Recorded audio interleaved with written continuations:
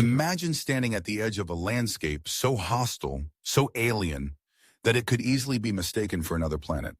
Here, the ground bubbles with molten lava.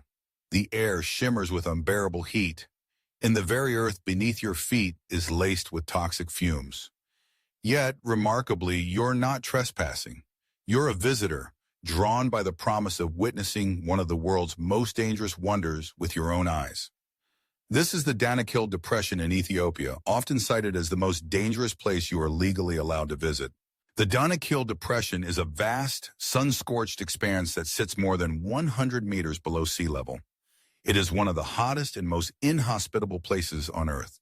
Temperatures here routinely soar above 45 degrees Celsius or 113 degrees Fahrenheit, making any kind of movement a test of physical endurance. But it's not just the heat that challenges those who venture here. The landscape itself is a patchwork of boiling sulfur springs, acid pools, and jagged salt flats, all set against a backdrop of volcanoes that constantly remind visitors of the Earth's restless power. As you step onto the cracked ochre surface, the air is thick with the pungent smell of sulfur. Pools of vividly colored acid sizzle and steam, painting the ground in shades of yellow, green, and orange. In some places, the crust is so thin that a single misstep could send you plunging into scalding mud or a toxic brine. The Dalol hydrothermal field, one of the depression's most famous features, bubbles with activity, creating an ever-changing canvas of mineral formations and steaming vents.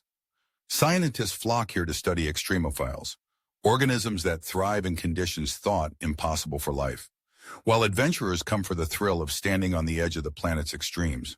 But the Danakil Depression is not alone in its deadly allure.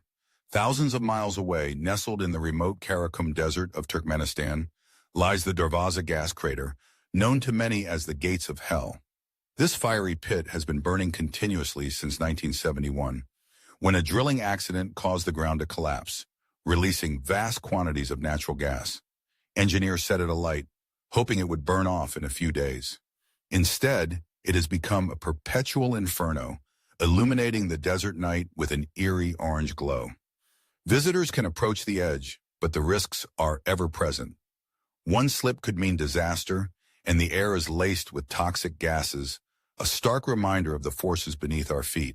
If fire and brimstone aren't enough, some seek their thrill in the jungles of Papua New Guinea along the infamous Kokoda Track. This 60-mile trail winds through dense rainforest and rugged mountains, its history forever marked by the fierce battles of World War II.